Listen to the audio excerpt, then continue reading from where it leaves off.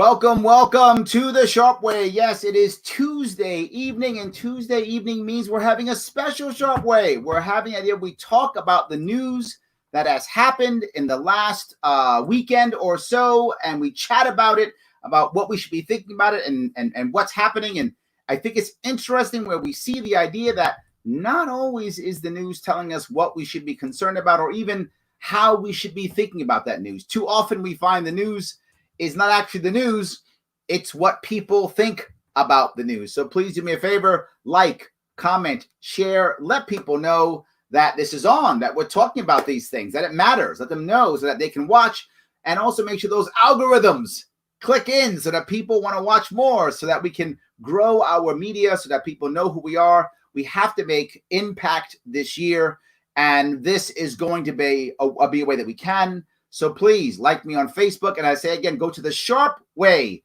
Facebook page and just the Larry Sharpe Facebook page, the Sharpe Way. Also, the Sharpe Way YouTube, click on that. And the Sharpe Way Twitter, follow that also, the Sharpe Way one, so that we can, again, grow bigger, better, faster, all those cool things. So, yes, hurrah for liberty. I appreciate that. Thank you so much, Brandon. Absolutely. And thank you, Grace, for sharing it. Sharing it matters. The more people who hear, the better. There is a piece here that I want to bring up that's in general. It is not necessarily specific to any one media piece, but specific to most of the media pieces. And that is, we have accepted that the government or local or state or federal government has the power to shut us down and open us up. And we've now created a left-right paradigm that says either all you care about is your 401k or all you care about is life, and that's it. And there's nothing else that in between, right? Not understanding that so much damage is done and that both are important, that both are valuable, both matter. Now, even though someone may believe that one is better than the other or one is more important, whatever the case may be, even if they believe that, now we're looking to our government and saying, please open up the government, open up our economy, government. And so now, you're the one who lets us know when we can go out again. This is textbook Stockholm Syndrome. And for those who know what Stockholm Syndrome is, many of you will know, but there's an example that they've used in, I think, the most common one over Stockholm, where they put the person in a closet. If I believe that was correct. I'm sure somebody will post it and Google it and put a comment on where the story is. But they put the person basically in a closet, locked her up, kept her, beat her, made her feel horrible, isolated her for days on end. Then we'll come out and give her some food. And as they begin to give her food and make her feel good and give her some warm and fuzzies after being alone and isolated and punished for so long, she began to love her captors for giving her anything. She began to join. And these are the people who I want to be part of. They're the good people, even though they kidnapped me and punished me and trapped me and beat me. But now they're giving me something. See, they're giving me food, or they're giving me love, or they're giving me purpose, or they're giving me something. So now I'm on their side. That's Stockholm Syndrome. That's when you begin to love your captor. You join the side of the people who have captured you or punished you. This is literally happening with our entire country. It's not hyperbole. Look at it, right? Look at it. My own governor, who has said things like, and I mean this seriously, he said things like, why in the world would people not want to fund the government? Why is the federal government not funding local governments? That's how the economy works. That's what he said. How can the economy work without local government, cops and hospitals, and how can it work without that? Not understanding just the general idea that if the economy's working, then it pays taxes and then funds these things. This isn't even part of his mindset. Mindset is the money must be magically created by the federal government and given to me so that I, the man who controls everything, His Majesty King Andrew II, can then deem the economy is open and I will protect you. You may now work. That is how he actually feels. He said this openly. The best part is he's just saying it openly. He's not even trying to hide it. He just says it. No one in the media goes, wait a minute, you sure that's okay? No one goes, is that a bad idea? Wait a minute, so you get to control all this? Nobody's even doing that at all. They're saying, yes, please, sir. Can you please let me have a job? Can you make me essential? Can I petition to you so that you can deem me essential? I want you to understand how powerful that is psychologically, that you as an individual or company have to petition to the government for them to deem you essential. Otherwise, you are not. You aren't valid unless His Majesty King Andrew II decides that you are valid, that you are essential. This is horrible for just the New York State, the American psyche. And most Americans, if you look at any of the polls, think this is a good idea. Most Americans are okay with it. Not all, obviously, but most are. This is one of my biggest worries about this. This is an opportunity for us to shift everything to be better. And it looks like we're starting to love our captors, right? Yes, POWs get Stockholm. Yes, they do. Yes, they do. You know, one of the weirdest ones, if you ever watched the movie Bridge Over the River Kwai, it's, I think, from the 60s, if I'm not mistaken. Alec Guinness, Sir Alec Guinness, who also played Obi-Wan Kenobi, is in it. Some other famous actors are in it if you ever want to watch it. And during that point, in this case, I believe they're all British prisoners. There may be some Americans too. If I remember, I haven't seen the movie in over 10 years, maybe longer even. But there are, I believe, British prisoners, and the Japanese capture them. They're a Japanese prisoner of war camp. I believe it's in Burma or someplace in Asia. I think it's Burma. And they have to build a bridge. So the Japanese use the forced prison camp to build the bridge. And there's a part of the captors who are like, yeah, we'll build the bridge, but then we'll blow it up because we don't want the Japanese using it. But then there's also British who are like, no. They're giving us purpose. Let's build a bridge. Let's do it. And they want to build a great bridge for the Japanese to literally take Japanese troops across to fight Americans and Brits. So there's an internal fight in this. So thank you so much for that piece. Yes, there's an internal fight in there. On some of the prisoners are like, no, shouldn't we build this for them? And some are like, no, they're our enemy. Blow the bridge up. And they have an internal, almost civil war over it. It's a real issue. So thank you so much for that. Exactly correct. Yes. And Barbara, you've hit it right. A lot of people don't even know. In fact, if you have Stockholm Syndrome, you don't know you have Stockholm Syndrome. You don't go, you know what I have right now? Stockholm Syndrome. You don't do that. No one does. You don't get it. Someone has to show you. And I'm hoping that they will begin to see it just by asking them questions. Please, guys, I know as libertarians and people in the liberty movement, we can get a little aggressive. I'm going to ask you, if you see this happening, maybe you don't want to be so aggressive. Maybe just want to start asking questions instead. It's way, way better. Absolutely. Yeah. David, thank you. There's a phrase going around, there are no libertarians in pandemics. That's what the LP has to work against. David, you are correct. The reality is kind of the opposite. A lot more people are thinking maybe my freedom matters, right? The problem is for most Americans, the average American, they actually don't think about freedom. They don't think about it. It's not a thing they think of. They believe they're free because they go to work and they go back home and they go shopping. So they believe that they're free, right? They really do believe it. So they don't really think about it. And then this happens. And most of the people who are just in the middle, not thinking about it, some of them shift towards libertarian and go, wait a minute. Yeah, this freedom thing matters. Some do. Sadly, David, not enough, but some do. A lot more, a bigger percentage, shift into Stockholm Syndrome. Shift into, of course, the government's there to help us because it was kind of invisible in their eyes. For most people, the government's kind of invisible, right? You get arrested, you get in trouble, all of a sudden the government's very visible. But for most people, it's kind of invisible. So it's a very valid point. We have to fight against that. And I think the answer is using the question and answer technique, going back and forth, right? Yes. So people who live outside the state love Cuomo. And in the state too. Now, that's the part that drives me absolutely crazy, right? If you look at Cuomo's actual, meaning people actually liked him in New York State, even though he won multiple times, the biggest reason why he won was he was the only non-Republican option in most people's minds. They didn't see a viable other option that wasn't Republican. And many New Yorkers just don't like Republicans. They just won't vote Republican at all. So many New Yorkers actually didn't like Cuomo, but they thought, well, he's better than a Republican because we've been brainwashed to believe that everyone who has an R by the name is evil, doesn't matter, and everyone with a D by the name is awesome. We've been brainwashed to believe that, so they do that. That has been the norm. But now, a lot actually like him, James. They think he's doing a great job. I hear it. Again, I live in New York City. I have friends. We talk, right? We can't talk together. We got to talk via phone.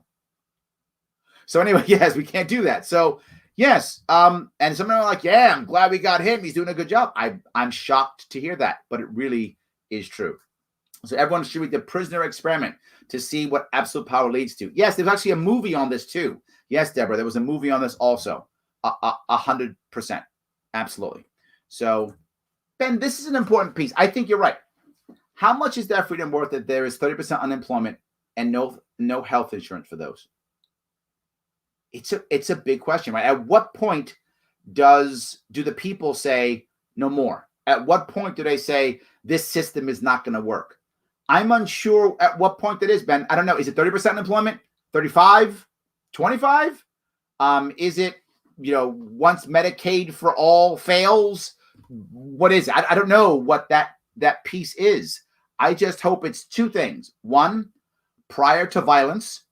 I don't want that. I really hope we don't collapse into violence because that's possible. Something like this. This is what sparks violence, right? So I'm hoping it's before that, number one. And two, I'm really hoping that we're able to find a better option so we don't have to go to 30% unemployment and no health insurance for those people who aren't employed. But it's a very valid point, a good question.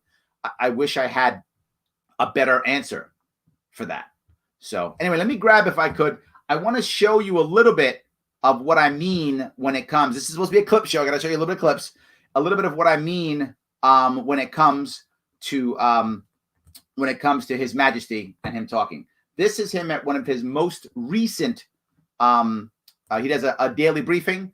This is one of his most recent briefings. And we've been speaking with business leaders across the state. But business leaders, but some people even need a new economic model. See that? We want to bring sports back, right? So there's an activity that people can watch on TV. Did you see this stuff? What sports can you do without an audience? Why does he care? Why does he care? This entire idea. Why does he care? Multi-state coordination? Transportation, park, schools, when you open up, all coordinated. So he's saying, what's going to help here? Centralized control, because that always works, doesn't it? No, it doesn't. No, phased reopening. Who decides that? He does. And where are the people saying, who the hell are you to decide whether or not someone should open up or not? I have an idea. Here are the guidelines to open up safely. Local communities, go on, do it. But Larry, they may make mistakes. Yeah, they might. And what happens when an individual makes a mistake, or a small company or a small county makes a mistake? Those people have a bad experience, and others can now help and learn from them. But what happens when an entire state makes a mistake? The entire state goes under. And in the case of New York, that's 18 million people going under. We already have over $400 billion in debt just in New York City. We already have at least a $16 billion deficit just in New York State. Just that. Only New York State, $400 billion in debt, $16 billion deficit already. And he's talking about, well, we'll decide when we open up. How? What? They talked about bankruptcy already, defaulting already. This guy's talking fantasy about we're going to bring sports back. He said this weekend that he doesn't know if New York State can pay for unemployment insurance. Where are your pensions going to come from, you people who are pensioners? Where are your pensions going to come from, you people who are state employees and you think you got a good state union? When there's no money, you don't get paid. That's how that works. When I was running for office, I talked about this constantly. that when the money runs out, you don't get paid. That's how it works. Nope. Nobody wants to hear it. Nobody wants to hear it. And this guy's talking about, let's start bringing sports. How long, bring a sports stadium back? You couldn't get, the only football team, New York State has 3 football teams. 3. You know how many play in New York? 1. The other 2 play in Jersey. And that was before we had this. Now magically they're going to come back and play here? How? What are you gonna add that? What are you talking about? This is what we're dealing with, and no one's fighting. No one's. The number one question we should be asking ourselves: number one, when did he get anointed by the Pope, or by God, or by insert religious authority that you believe in, that he now knows what's right for all mankind, and that he should be deciding who, what, when we go to business? Literally. He is stopping human beings from buying food, from paying for their lives, for having a lifestyle. He is stopping all of it. And I don't remember when he got anointed, the guy to do all that stuff. But took it upon himself. And here's the worst part. Who's stopping him? I don't see anybody stopping him. And that's one of my biggest issues. All right, hold on. The free market didn't end the Great Depression, did it? Yeah, it did actually. Ben, it actually did. Yeah, because we made stuff and sold it all around the world, because most of the world was destroyed from World War II, and they couldn't make stuff, and we could. We sold so much stuff to Russia that literally there was a saying in Russia years ago. I don't know if it's true now, but they would actually call a well-built woman in their world an American-made car, like a Studebaker or something like that. They actually called it that. There were so many American trucks in Russia after World War II. We actually, yes, the free market did end the Great Depression. That's like what happened.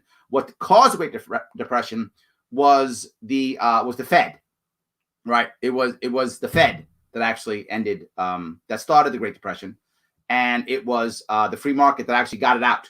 It did. So yeah, it did. It wasn't. It sure as hell wasn't. The one of the horrible legacies of there are many, but one of the horrible legacies of the FDR was rent control, which the initial idea of rent control was actually not bad at all. I mean, the initial idea was we drafted all of these guys into the Army and the Marine Corps and Navy and Air Force and sent them overseas to fight when they didn't want to fight.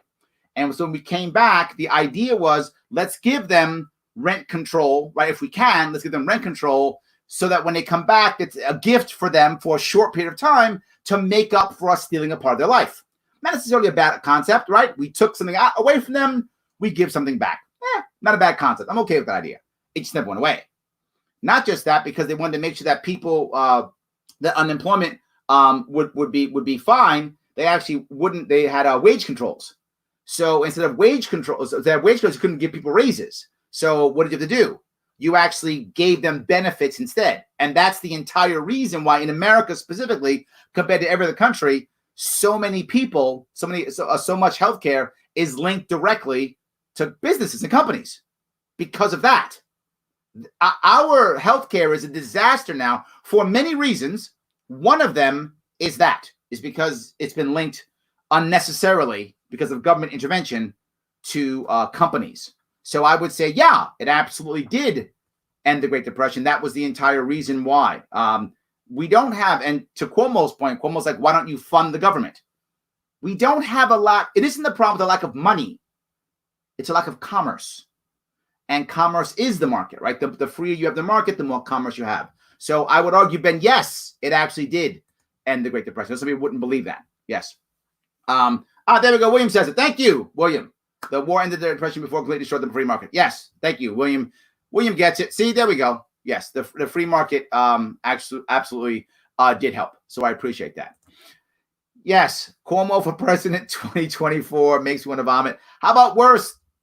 Ms. or Mrs. or Mr. Raccoons. How about Cuomo 2020? Ouch. Absolutely. Ouch. Really a problem. So yes, I brought that up because this happens every day. You see Cuomo get on every day And instead of him actually trying to fix anything, he just gets on and talks trash about how, some of you might have seen it, he talked about how, oh, you don't have a job? Just get an essential job. Like that can happen overnight. It's really, he's really doing some terrible things. And I'm embarrassed on how bad people are just enjoying it. It's terrible. All right. People are talking about Bill Gates. I know I keep seeing it. So let me do something if I can to talk quickly about this piece, if I could. This is from, as always, I love Fareed Zakaria. You know that. I watch him every week. He had Bill Gates on. And let me give you a chunk from Bill Gates, if I could. Just a chunk. Not too much. You guys won't get too mad at me. Just a little bit. Did work. It worked in every country. Hold on. Listen. Tactic that was used did work. Hold on. Let me get the tactic. Listen. For the ICUs to fill up and there to be lots of deaths. If you see the hot spot, you can understand the activities causing that. Change policy there and get it back down to into the decline. Watch. So that the brute force tactic that was used did. He literally said the brute force tactic that was used. What I like about that is he's actually honest. At least he's honest. Literally, this was a brute force tactic. He literally, I'm glad he has no script. He said what I've been saying before. People say, that's not brute force. It's just a government shutdown. Government is force. In fact, it's a monopoly on force. That's what government is. It's a monopoly of force. That's what it is. Now, am I saying there's absolutely no use for it? Of course there's use for it, right? Loss of property, victims. Of course there's use for it. Court systems, of course. But he said brute force. His words. He gets it. We did this to ourselves. This was a self-inflicted wound based in fear and a grab of power for people so they can say, look, I'm your savior. It was a terrible idea. It did not, the damage that we're going to see in the future, I wonder what the people are going to say. How are they going to figure this out? How are they going to decide? You know what? We were kidding, or see, it would have been better, or what are they going to say? I have no idea. And Bill Gates agrees with it and thinks it worked, so it's fine. It worked. It worked in every country, but that's caused such immense damage. Now we want to back off from that. But it's caused so much damage. He admits it's caused so much damage. Absolutely. He admits it and then goes, so now I want to back off now. Like that's a bad thing. So I want to be clear. Bill Gates openly says, and this is mainstream TV. This is CNN. Mainstream. This isn't some, conspiracy website or whatever you want to be afraid of. It's not that. Mainstream guy comes out and says, brute force that has caused so much damage, but because it's worked, that's all that matters. So you know what? I don't feel safe. If I want to destroy or kill you, it worked, even though it's brute force. And we're a little naive about how to prioritize those activities. We need the testing. We need strong leadership where the scientific community and the politicians are saying, okay, what's the value? Things like school. Did you hear that? Where scientists and politicians are saying what's the value. So you people who aren't scientists or politicians, you don't decide. Just be quiet. Let the adults figure out what's important or not. You just go back to being quiet. Do we think that if we have Medicaid for all, that's not going to happen? If we have centralized control of food, which is the next thing, because there's going to be food shortages coming up here. They're talking about it already. Prices are going up. People aren't working, right? That's going to happen next. They're pouring milk out into the fields. When all of a sudden we start centralizing controlling all of this, isn't the same thing going to happen? Isn't it always, well, the smart people think so, so there we go. And when has that ever ended well? I would say, never. That's what I would say. I was thinking never ended well. And it's not going to end well now. But everyone begins to think, well, no, see, I'm the smart guy. So when I do it, it'll be fine. No, it's not going to end well. Could there be short-term gain? Yeah, of course. Violence is very often a very good short-term answer, right? I don't have money. I'll rob a liquor store. I have money. Short-term answer. Long-term, that's a really big problem. Short-term totally works. And this is what we're talking about. We're not getting the damage. He gets it. He seems to not care. I guess if I was worth $50 billion, I wouldn't care either. We'll obviously have a very high value if we can figure out a format that's not driving a lot of He said school obviously has very high value. To who? To who? To you? Who are you to decide that school has very high value or not? You know who should decide? Parents. Or if it comes to college people. They should decide, not you. If in today's world they say feeding my family matters more than school, then feeding your family matters more because you think so. It's your family. If you think, no, I'm good, I got this, my family's fine, school matters to me, then school's more important. Bill Gates shouldn't decide that. That's my issue. That is my issue. So you talk about testing, everybody talks about it, and it seems bizarre, just from the outside, that it would be so hard. I mean, this is the richest country in the world. People have made analogies to wars. During World War II, the United States went from a standing start, zero planes, to being able to produce a plane every 63 minutes in Absolutely. one of the Ford factories. Why can't testing be ramped up to the million a day? Why can't it? That a lot of What's the reason why it can't be wrapped up? Believe would be necessary to help reopen. What could be holding them back? Yeah, so it looks like with new machines and using them in a better way, we'll be able to get up to 400,000 or 500,000 a day. So new machines being used a different way. So is that government? No, that's the private market, which you should have put in charge literally months ago. I thought the smart people and the the government and the doctors were going to have all the answers. They don't. They don't. This is my biggest problem this year. And look, I love Fareed, but he's actually coming clean.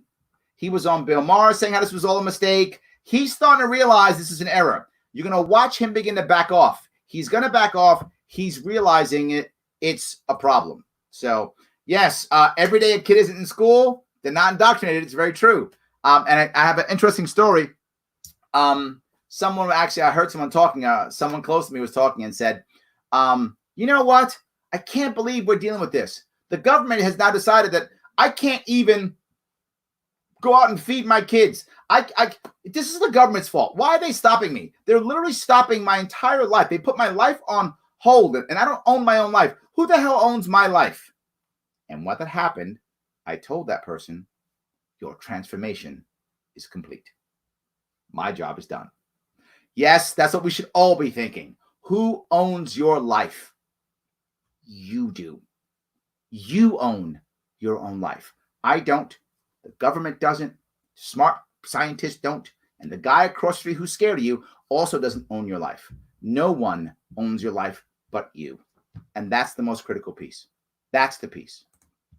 Yes, the CDC promised everything. Their centralized control. What could possibly go wrong, Shelley? Remember that? The reason why we don't have testing now is because of the FDA and the CDC. Centralized control failed us off the bat, and it's failing us again. It is insane that we just don't get this again and again and again. All right.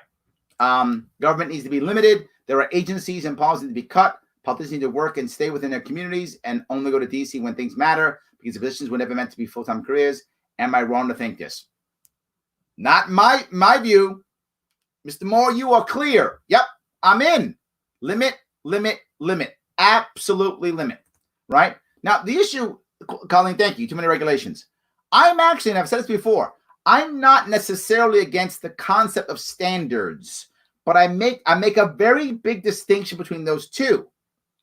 People assume no regulation Therefore, everyone does whatever they want.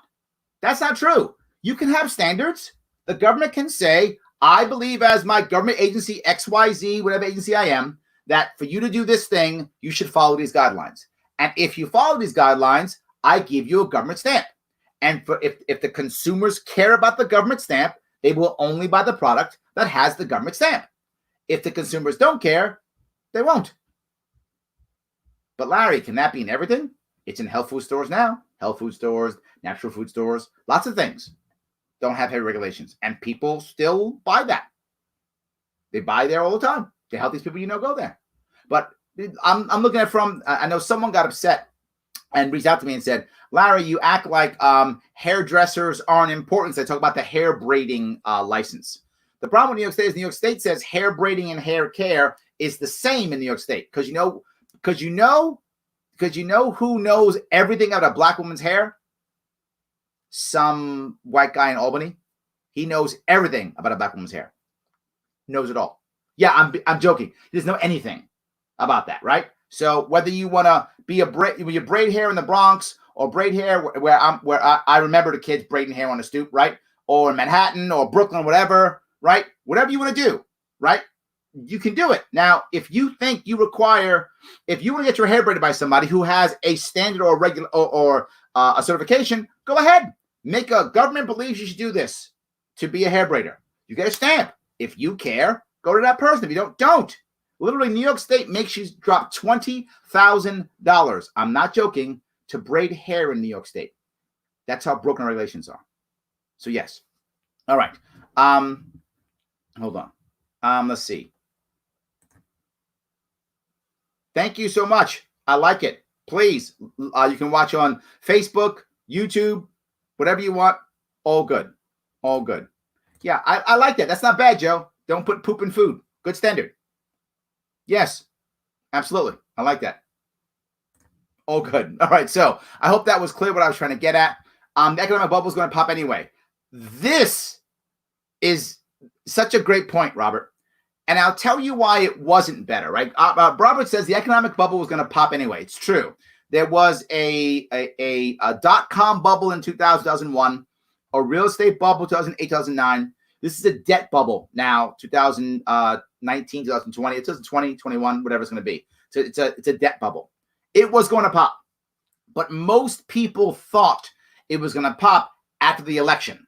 Really thought probably December, January was going to pop. So most of the very wealthy people were still holding on to their money. They were going to dump it depending upon the election, right before the election or after the election. They're going to start dumping so they become liquid so they can buy products. So they can buy all the products. They can buy all the property and the assets of the people who need to sell them to pay their debts when the bubble pops. That happened 20 years ago during the dot-com, happened 10 years ago during the real estate bubble, and it's happening again now, right? You see it already. If you're watching TV, you're seeing, we'll sell your house for cheap. Debt reconsolidation loan. You're seeing all those ads now, right? Those are funds of wealthy people prepared to buy up all the small houses and now build larger houses and grab your asset, grab all your resources. They're preparing already for that. Now, why does it matter? In this case, it's bad for us. I'm sorry. Either way, it's bad. It's worse in this case. One, because, oh my God, we have a horrible virus, which is killing people. Way worse than just a crash. Now we have a crash and a virus. So in that, that's the first case. But the second case is we now had to act slower for the virus. Because once the virus was coming, if you noticed, everybody, Democrat, Republican, they were all slow. Oh, this is nothing. Oh, don't worry. Don't worry about masks. Don't worry. Why? Because they're all dumb and evil? No. Because the people around them said, don't worry about it, because they had to make sure the wealthy had time to get liquid. They weren't ready, so they can purchase all of the assets. This is not, again, this is conspiracy theory. It isn't. Just do your homework. This is how it works. There's actually a thing called burning your books, and that's what financial advisors do. They burn the bottom 90%, tell the top 10%. Remember, there was an article on how a bunch of congressmen sold their stock early. Again, do your own homework. That actually happened. They sold their stock early. They knew this was going to happen. So, Robert, as bad as it is, I think this is worse. One, we had to wait longer for the virus to react. If we'd already been in a crash, we'd have acted faster. or if the bubble was already over and then already popped and we were back into another upswing, we would have reacted faster. So I think more people died because of it. So I think nothing but bad. Not a fan. So anyway, I hope that was clear. Larry, it's insane to me that people believe we can print our way out of this crisis. We can't eat money. Joe, the problem is there are a lot of people who are talking about that. They are chatting up and saying the answer is just have the federal government give us more money. Give us more money. You hear it in our leaders, our governors. We need help from the federal government. Where's that money come from? Isn't that our money going to the federal government? It's actually not. I've been corrected on my Facebook page more than once on this one. It's actually not just our tax money coming back to us. It's money they begin printing and printing and printing and printing, and they just throw more money at the problem. So, yeah, why wouldn't you think that, Joe? Just think about it. If you're an average American, the average American doesn't understand what the Fed does. The average American doesn't believe at all that we even have a central bank. I know the people in the Liberty Movement, it's crazy, but it's true. Ask your friends who are not part of the Liberty Movement. Just ask them, hey, do we have a central bank? They'll say no. Or they'll have to Google it. They won't even have an idea. They won't know. So most don't even know that a central bank exists. So I think that's the most important piece to understand. So why wouldn't they think it's okay, right? And they don't think that they've been told, if you listen to people talk about it who support this, they say none of this matters, Joe. Debt doesn't matter because we just owe ourselves. So we can just print forever. That's what they say. If that's true, let's assume for a second that's true. Great. Absorb all the debt then. All of it. Let the federal government literally, if that's true, it's not. But if it was true, great. Absorb all the debt. Take all the mortgages, all the credit cards, take it all. I love it. Take everything and just put it all in federal debt. Let me buy a couple of houses on credit first before you do that. Then take my mortgages and just take it all. So, of course, it's not true. I don't think it's insane, though. It's actually natural because they don't understand it. And people are dealing with everything else they have to deal with. The odds of them understanding that, I think, are just slim. I don't think it's insane. I think it's wrong, absolutely, but not insane. So, yes, Neiman Marcus is about to go out of business. If a place with that kind of profit is failing, just how long is it going to take us to recover? Laura, great point. I think every place around here is beginning to fail. I see it everywhere. The only places that are going to wind up surviving are going to be large franchises. They're going to be surviving this tomorrow because they just crank things out. They'll be able to make it happen. Other people are really going to suffer. The damage that this is going to cause is going to be ongoing literally for years. And the worst part is people are going to blame the free market.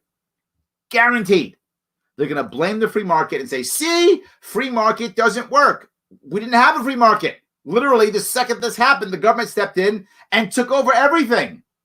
Everything. How is that free market? I don't get how that works, but that's absolutely what people are going to say. I completely agree. All right, I want to shift off of that if I could.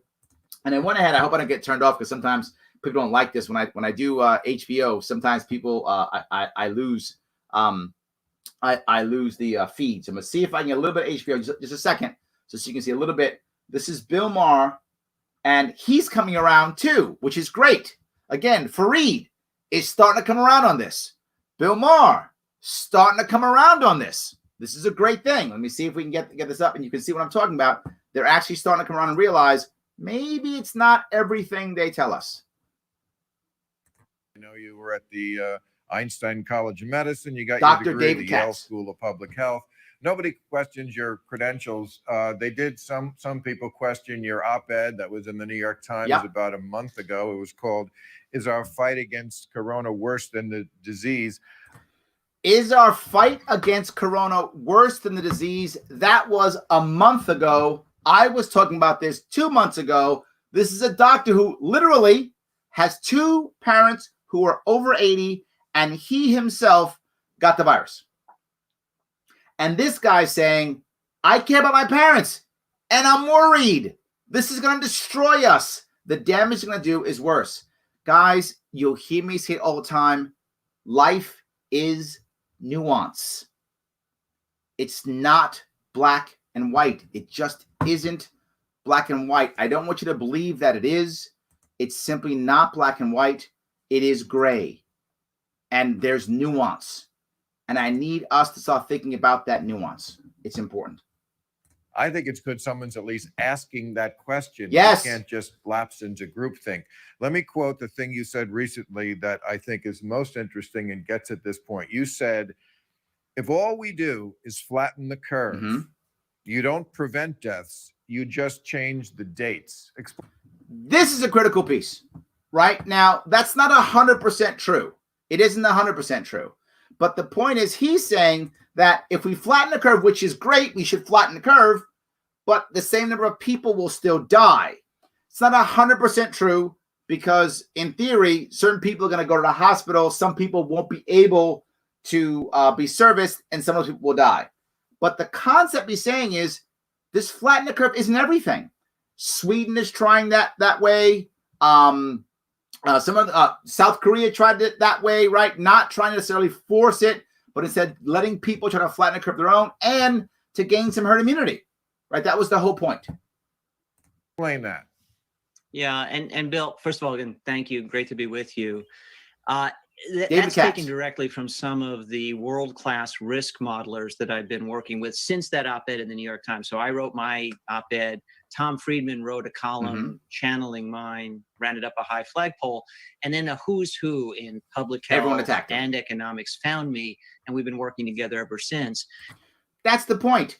This guy, Dr. Katz, was actually thinking, how do we make this work logically? How do we figure out how to function within our society? Now, last week when I did this, I had a lot of bad news, and people were unhappy. They were like, Larry, you're giving us so much bad news. Here I'm giving you good news. I really am.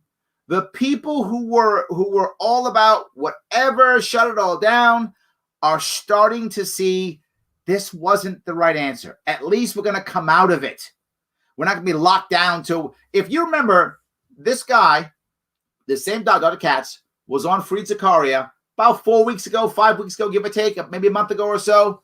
And there was another idiot on there from the New York Times, some reporter from the New York Times. I've actually forgotten his name. Daniel McNeil, an absolute just moron. He should be embarrassed that he even works for the New York Times. But he was on attacking Dr. Katz, saying, oh, you care about your 401k. We're going to have to stay locked up for over a year. Oh, my God. We're never going out to worry about taking in enough calories like it's the end of the world.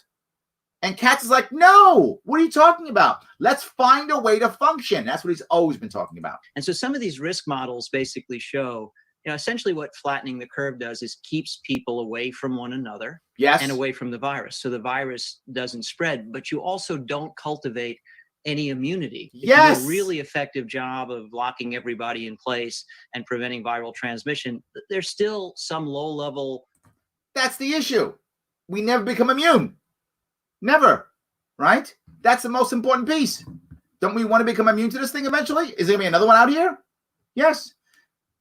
This piece, thank you, Ms. Thompson. I appreciate this. How is a COVID death somehow more tragic than a suicide or a life lost to overdose or poverty? I have to talk about this now. You are so correct. The number one killer in the world, hands down, it's not the mosquito that kills about 1 million people a year. It's not going to be this virus. I'm 100% positive of that. 100% positive of that. Quote me on that if you want to. It will not be this virus. It will be what it always is. Poverty. Always. Poverty is the number one cause of death and pain and despair and tragedy in the world. Nothing comes even close. And we are so worried about this, that we are prepared to put literally hundreds of millions of people throughout the globe into poverty because someone might die of a COVID death. Now, I don't want anyone to die, but your point is a valid one. If my friend takes his own life and puts a shotgun in his mouth, or grabs a handful of pills and dies, or literally 10 million people in India who can't eat because if they don't work that day, they can't eat. That's how poor they are. they starve to death or die of dysentery or some disease they shouldn't die of, is that worse than a COVID death? Or better, or less tragic, or more tragic? It doesn't matter. What matters is you've lost someone you love. What's driving me crazy is the media's portrayal of every person who had COVID. The people who have had COVID, and you watch them on TV, oh, it was terrible, and I was coughing, and I had pain and aches, but then they're back at work. How horrible was that really? Let me be very forward. I hate that you got sick. I don't want to get sick. I might get it still too, and I'll be in bed coughing up and acting like I'm dying. That might be true also. But please, call me out if I get back on here. If I get it, it's like going, oh, so poor me. I hope I don't, because I'd be a goddamn hypocrite. You're sick. You got better. That's not tragic. You're not a hero. You're someone who got sick and got better. Tragic would be you got sick and had permanent damage. That's tragic. Hope it doesn't happen. Tragic would be you got sick and you died and you left your family behind. That's tragic. Absolutely. And no more or less tragic than someone who dies because he hit by a car or suicide or poverty. Actually, I would say suicide is the worst. Let me take that back. Ms. Thompson, the most tragic is suicide. Because if someone dies of COVID or poverty or whatever the case may be, there's no blaming of those who are left behind. With suicide, there is. Suicide's the worst. When someone you know or love kills themselves, the amount of extra grief you have because of guilt makes it even worse than if they died of something else. When my father died of cancer as a small boy, and I was a small boy, of course it hurt. Of course. But I had some solace in knowing that I loved him and he loved me and he knew that. I had some, so my pain was lessened. Still painful, obviously. My mother died, the same thing. I couldn't imagine if my mother had committed suicide. Suicide, by the way, I'm not making this up, do your own homework, is contagious. Guilt, pain, worry, deaths of despair. So to answer your question, yeah, suicide's the worst. Of all, they're all bad. So it's a level of horribleness. But the worst is suicide. Because everyone who loved that person feels, why didn't I do better? Why didn't I fix that? What could I have done to make that better? Suicide's the worst. I've known people who've committed suicide. And I wasn't even that close to those people. I knew them. I was not that close. And it affected me. And I just knew them. They weren't that close that I would, because of family, they weren't that close. I can only imagine how horrible the family must have felt. I felt bad and I wasn't that close. If you loved that person or you were intimate with that person, it must have been just horrible. So, yeah, I kind of went off the rails here, but to be clear, if you got COVID and recovered with no permanent damage, you're not a hero and we shouldn't act like you are. You're a victim. You got sick. I got it. You're not a hero. Now, if you got sick and died, oh my God, that's horrible. You got sick and because your family's hurt, you got sick and permanent damage, different issue. But if you watch CNN or Fox or any of the mainstream news, they talk about stories of people who survived COVID like they're heroes. Not to be mean, but stop acting like this is the end of the world. It isn't. It's bad. Let's use a science-based, smart way of fixing this. And we can. Absolutely. We can. All right. Do you agree that since this pandemic started, the appetite for socialism has grown exponentially? Yes, Eric. I wish it was not true, but man, it is. Remember, when people are afraid, they make bad decisions, and that's a bad decision. So they are going to make it. And when groups of people get afraid, they cry for either socialism or they cry for a strong man. One of the two. They cry for those two. And they're crying for it now. It is a big problem, and it's growing, which means we have a lot more work to do. We have to communicate better, stronger, faster, more, just like I'm doing now. I hope I'm helping you all to communicate a little bit better. A little bit better.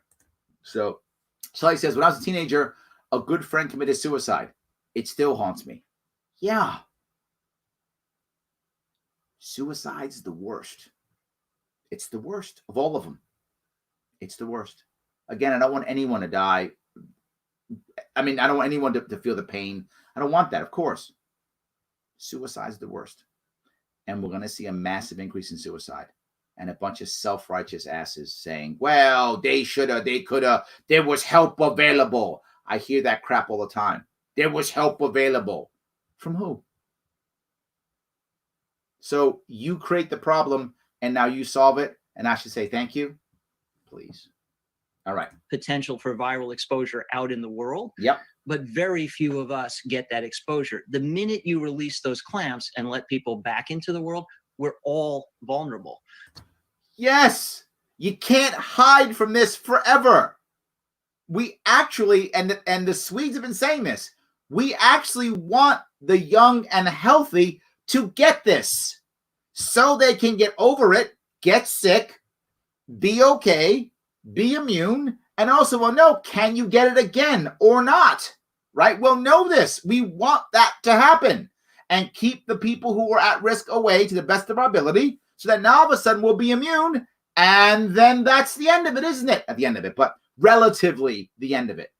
But the other issue that I worry, and I was speaking about this earlier today, is once the government gets involved in funding this, which is what they're doing now, there becomes an incentive for every person to have COVID. I'm not saying that they're purposely doing this at all. Please don't go there. What I'm saying, though, let's say someone has a heart condition and they have COVID and the person has a heart attack. How are they going to decide how that person died? They're going to call it a COVID death. Why? They get paid. I'm not joking. It sounds horrible. They get paid. Of course. Horrible. Do I think that people are there's a big conspiracy? No, not at all. Local level, hey, do this, which one, check this box. Of course it's going to happen, right? Am I trying to disparage the frontline people? Of course not. These people are heroes. They are. They're going into the front line, trying to make people safe, trying to treat people, knowing they might get the disease. That's some good stuff right there. Those people, that's a hero, right? It's not the person who got sick. You got sick. I got it. Sucks. You're a victim. That's not a hero. The hero is the person trying to save you. That person's a hero, right? Let's be clear on who the hero is, right? And I'm going to say it's crazy. Everyone's trying to make everybody a hero. I remember seeing there's a teachers union commercial saying teachers and frontline people are heroes. Teachers. I'm happy you're a teacher. Please be a teacher.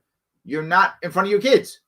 Let's not make teachers or victims or guys like me. I'm not a hero either, right? None of us are heroes. We're not. We're just people who are trying to survive.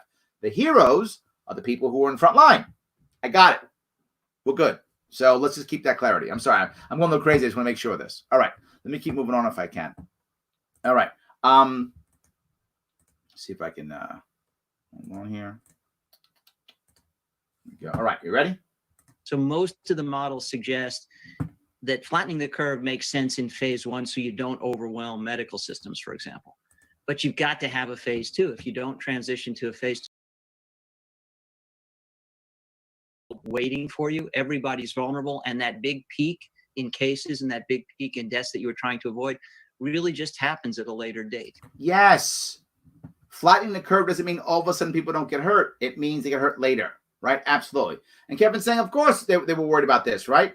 Of course. Now, did they know exactly what a pandemic was? Yeah, they had the plague, right? They know the plague existed. Kevin's right. They knew the plague existed. Would they know when it would happen? Most of our founding fathers probably had some clue on how it worked, I would think. Who knows? Maybe some didn't. I don't know exactly what their scientific knowledge was at the time, but they still knew what it was. Of course they did. And I'm looking for that part in the Constitution where it says, you get all your rights except when the plague hits. Then you lose them all. Kevin, I don't remember that piece either. I mean, maybe is it an amendment that we missed? I don't remember that amendment where you get all your rights except when a plague, then you get none. When the plague is over, you get all your rights back. I don't remember that. So, yes. Pennsylvania recently had to adjust their COVID figures down by several hundred. I'm not saying it's conspiracy, but the method they used to classify COVID deaths need to be revised. Again, yes, Thomas, I want to be clear on this. I don't think this was a conspiracy at all. I know a lot of people do. I don't trust the government. I don't believe if the government could even do it. They would fail, right? I don't think they're that good. So I don't believe it's conspiracy.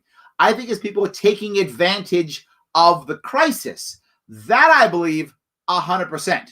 I believe people take advantage of this stuff all day long, right? I totally believe that.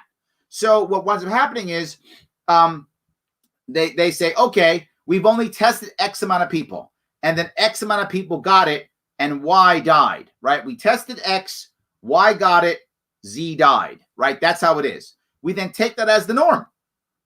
All right. Could there be a whole lot more people? Yeah, but we didn't test them. So let's make sure it sounds big and bad. Why? Now we have a crisis. CNN, Fox, they all love crises. They love it. Boom, let's do it. Oh my God, government can take advantage. Huge, take advantage of the crisis. But if you look at some of the numbers now, there are massive, massive differences between what they thought and what could happen. We don't know. There are some people saying that the actual death rate is less than is 0.007. That will be lower than the flu. That's probably not true, but it might be. Who knows? My point is they're unsure. So they went and locked the entire country down, not knowing. Yet Cuomo stands there and Bill Gates sits there and says, oh, the experts. The experts weren't sure. What if the actual death rate is about the same as the flu? You just catch it easier. I'm making this up. I don't know if it's true. I'm saying, what if it is? You shut the entire country down, destroyed literally hundreds of thousands of lives. Do you remember the kids that are being destroyed here? The kids who their entire social structure was in school. Now it's gone. How about that? Not all kids, obviously, but some. Their social structures in school. How about the kids who were trying to become baseball players, football players, the kids who were on a chess team, the kids where that was important with their life? Gone. Shut it all down. Business owners, the millennials who just for the last 10 years trying to fix their lives from the last crash we gave them in 2009, they just got their shit together and now we wreck them. How about that? How about the people who lost all their houses and their homes in 2009 and just got to a spot where now they feel they're good again and we trash that? How about all that? All for the same number of deaths that would have happened over a shorter period of time from the flu. Imagine if that's true. And what if that happens 3 months from now? We find out, yeah, that was true. It really was that. What is your answer? How do you fix this? How do you repair this? What are your reparations for people? Out of what money? We're already, what do we be, 29, whatever the number is, 27, $28 trillion in debt already? How do we fix that? What are we going to do? I have the best answer to fix this. Understand that this is never okay ever, and never let the government do this ever again. Never let the government decide right or wrong, regardless of any crisis. Let me say it again. Regardless of any crisis. As Kevin said very astutely, the Constitution doesn't say you don't get your rights when there's a crisis. Because if that's true, and we're saying it right now, what stops the government from saying anything's a crisis? Anything's a crisis. Think about that. It's all good till it affects you. And this time it is. And now we're mad. And I'm hoping that now we're angry enough that we actually decide no more. That we actually decide no more. I hope that. Right? Every company's open. Kevin, I don't want to go that far. What I want to say is every company that wants to open should open. If you are afraid, if you don't want to open and you think that you're at risk, or you don't want to risk your customers because many of your customers may be at risk or elderly, don't open. Never am I telling people to open. I'm saying What right do I have? What right do I have to tell any company to open? I don't have a right to tell them to open, close, nothing. You know who should tell them to open or close? The community. If you show up and buy their product or service, you should stay open.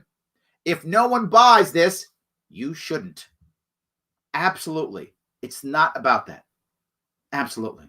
So, all right. I think I can hop on this live and not have to wait 10 minutes for someone to actually say something. Thank you. Yes. I try my best to jump right on and give you as much as I possibly can all the time to the best of my ability. I try very hard to make this exciting and interesting. And if you think this is exciting and interesting and you want to help out, then great. Do me a favor. Head on over to patreon.com/Sharpe Way. Throw me $5 or $10 so I can keep doing it as many as 4 times a week. I'm trying to give you guys a lot of cool stuff, good information, good back and forth, solid information, and a good way of touching and connecting, letting you know you're not alone. If you can, if you're like, look, Larry, I love you, but I lost my job, or I'm not in a good financial situation, or I'm scared, no worries. It's okay. Instead, like, comment, share. That's free. That's free. That you all can do. Wherever you are in your finances, that you can do, right? Heading over to Facebook, like me there. Head on over to YouTube, subscribe there. Head over to Twitter and follow me there. That does matter. I really want you to do this. So this, Barbara, is the most important piece I'm trying to get across. We've set a precedent. We're not fighting back. We're not fighting back, right? And the problem is people who are fighting back are doing it the wrong way. They're fighting back by going out and not social distancing. And I'm not gonna have my mask on. And now what happens? The media goes, oh yeah, see, those are the crazy people. They're the crazy ones. And then people go, oh yeah, they're crazy. We shouldn't listen to them. Let's listen to the smart doctors. Yeah, boy, Stockholm Syndrome looks good. That's what's happening. We have to be able to communicate effectively, talk effectively, chat effectively, and more importantly, ask the right questions. Because I don't want to fight the person who has Stockholm Syndrome. That person's going to fight back and defend their jailer to the utmost. I want to convince that person who has Stockholm Syndrome that they're actually still in prison. They don't think they're in prison. They think I'm the nutty one. They think they're out. That's what they think. But no, they're still in prison. To show them that they aren't. As they say, never attribute conspiracy what you can attribute to incompetence. Yeah, I'm with you, Darren. I don't believe most conspiracy theories are actually real. I'm sure some are just because of odds. I'm sure some are, but I don't think most are. I think most are people seeing something happen and going, oh, this will work. Let's jump on this. Yeah. Somebody makes a mistake, screws up, and they go, let's jump on this. I love it. Absolutely. Thank you, Asian Libertarian. I'm glad you're catching my live show. I try to be an inspiration to the best of my ability. Absolutely. Yes. The founding fathers literally fought a revolution during a smallpox outbreak. I didn't actually know that. That's thank you. See, you guys have taught me something too. I actually didn't realize there was a smallpox outbreak. I didn't realize that. So yeah, there we go. Of course they knew this could happen. Of course they understood that this could happen. And they still said our rights matter. Remember, when the British were taxing us, when they were saying we have to, tax you on this and tax you on that and change laws here, in their minds, if you remember, for those of you who remember the history, we were fighting the French and the Indian War, or in Europe they call it the 7 Years' War, a few years before. And they were saying, look, we got a financial crisis. We are fighting this war for you guys for 7 years. We have to make up for this, so now we can do what we want. For them, it was also a crisis 250 or whatever it was years ago. There was a crisis then too. And we said, no. I've shared several of these live podcasts on my friends' pages that happen to be blistering Democrats. Thank you. I need everyone to understand. I don't want to fight Democrats. I don't want to fight Republicans. I want to bring them over to us. They're welcome. Because the reality of it is most human beings want the same thing. I'm trying to show you there is a way. I'm trying to show you there's a way that we can get what we want without having to use government, without having to use force. All right, guys. I want to say thank you so much for this evening. I appreciate all the back and forth. I appreciate all the support. I will be here tomorrow. Again, I'll be talking to a Democrat. Yes, I have a Democrat. I'll be talking to an interview from the Bronx. I'm from the Bronx originally. I did very poorly in the Bronx when I ran for governor. So I'm trying my best to chat back and forth and kind of connect better with Democrats in the Bronx, because I think we can have a message that everyone can see, whether you're a Republican, Democrat, Libertarian, Green, doesn't matter. I think we have a lot of ways for us to get together and to move forward. Guys, thank you so much. I will see you all tomorrow right here on the Sharpe Way.